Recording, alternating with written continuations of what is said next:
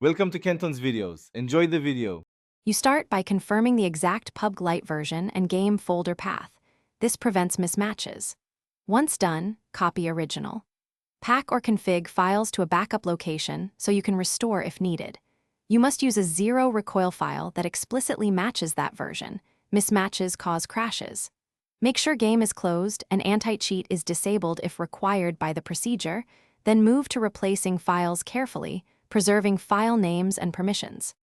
You now replace the target configuration or pack file with the Zero Recoil file, keeping the exact original file name so the game loads it automatically.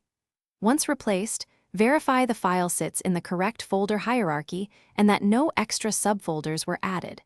You should set file attributes to read-only to reduce accidental overwrites. This helps maintain the change across updates.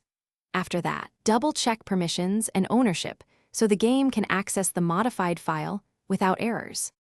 You finish by launching PUBG Lite in a safe environment like training mode to confirm recoil behavior changed as expected. If the game crashes or behaves oddly, immediately exit and restore the original backup. This minimizes detection and fixes instability. If you encounter errors, make sure file version and checksum match the game. Mismatched files are the most common cause. Finally, if problems persist, revert and update to a matching Zero Recoil file or Thanks for watching. Consider subscribing if we helped you.